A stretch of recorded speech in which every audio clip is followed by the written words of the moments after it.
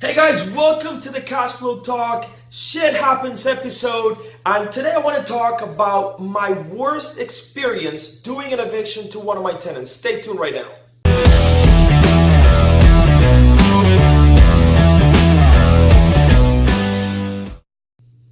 Hey guys, what's going on again? Welcome to Shit Happens. Every Friday I'll be publishing shit that happens in business. And the reason why I'm doing this is because I'm tired of the fakers online just sharing the good shit that happens in their business.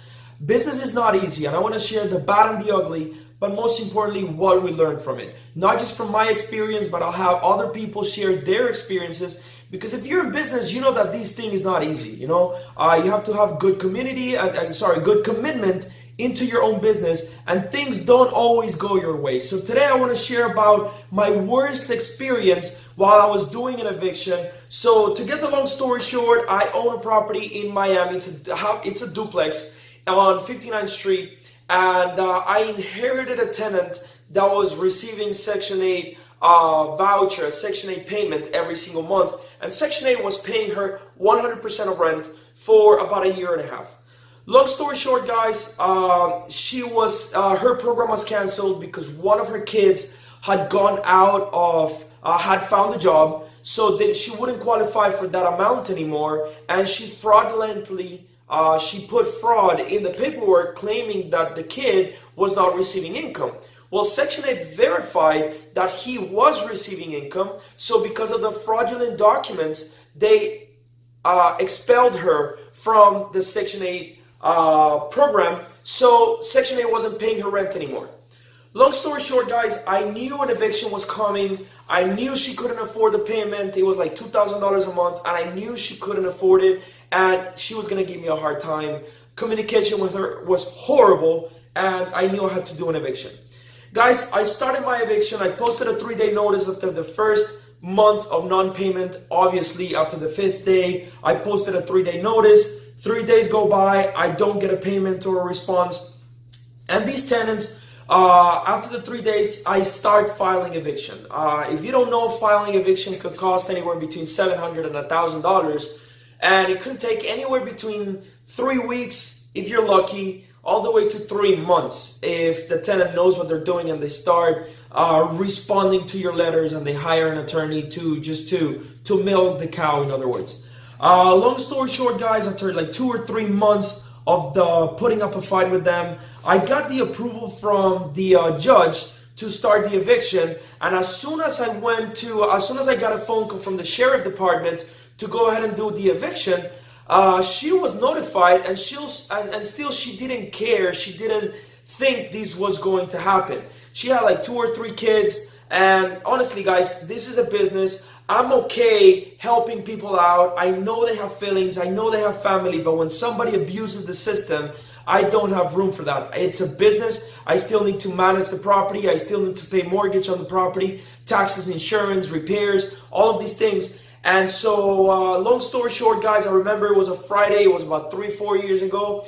And I knocked, the sheriff meets me at the property. And the sheriff says, if you guys haven't been to an eviction, the sheriff tells me, the owner, obviously, I don't have a gun, so he tells me to back off for about a block away from the house because they're going to start knocking on the door. They have their hands in the gun, and they start knocking and banging on the door, waiting for somebody to open.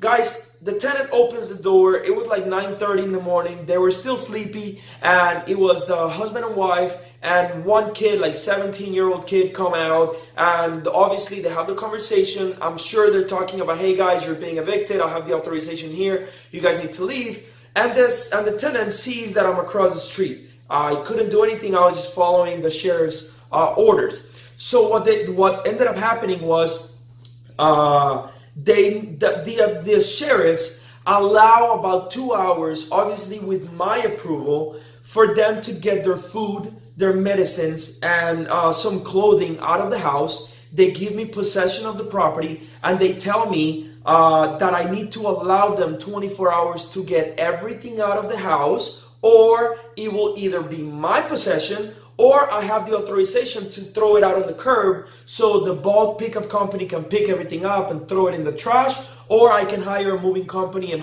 throw everything out, or I have the right of that possession of keeping their belongings if they don't get them out after 24 hours.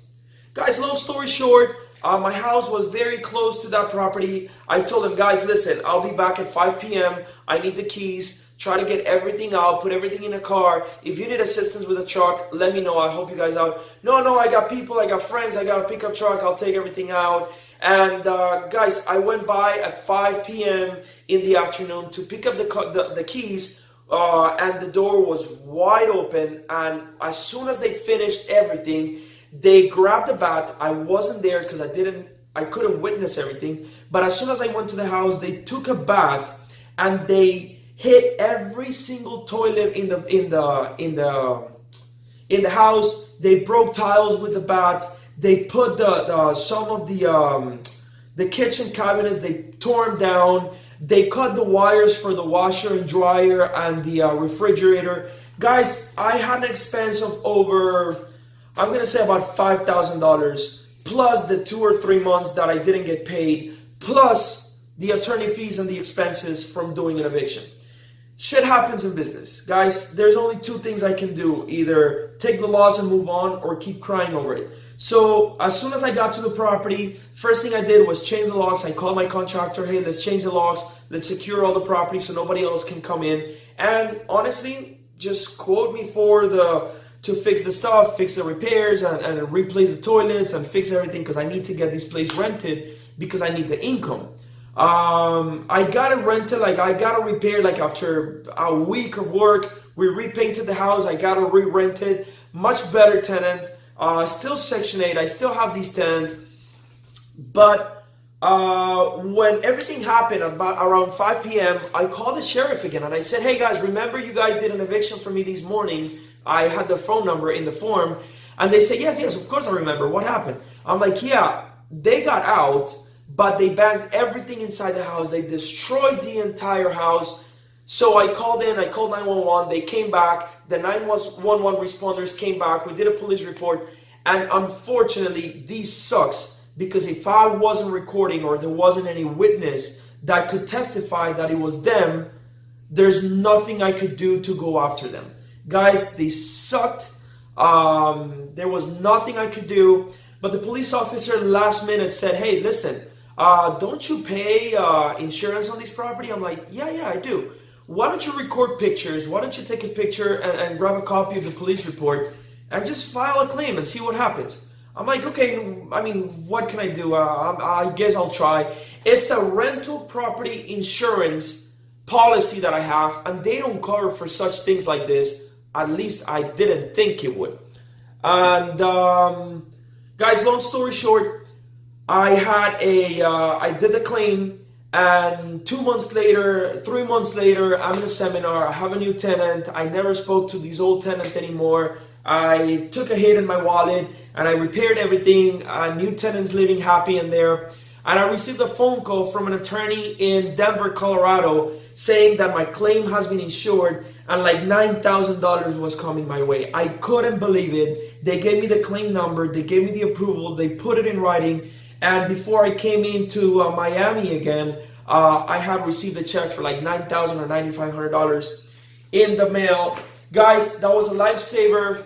The point of this is shit is going to happen. Things are going to happen. Problems are going to come.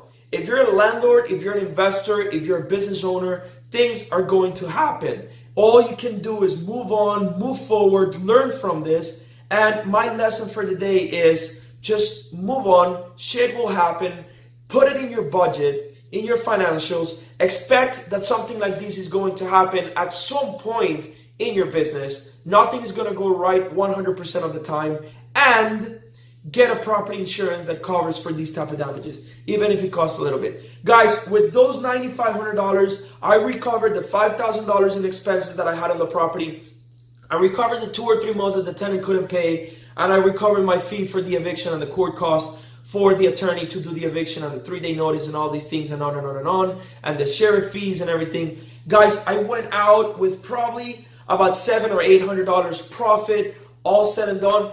Would I have preferred to save everything and maybe not make that money back and maybe just moved on? Probably yes. But because it was a headache and it was a horrible week for me, but it is what it is. It's part of business. Learn from it, move on. Guys, I'll see you next time. Thank you for watching the Shit Happens episode. This was my worst eviction that has ever happened to me. And like this, if you guys like what you're hearing, subscribe below. Let me know how I'm doing. Guys, I want to share real shit that happens. I want to be honest. I want to be raw. I want to be truthful. And I want to share with you the shit that happens in business and how we can overcome these situations, or how we just take the loss and move on. Guys, I'll see you next time. Subscribe below. Thank you for watching. I'll see you guys next time. Bye-bye.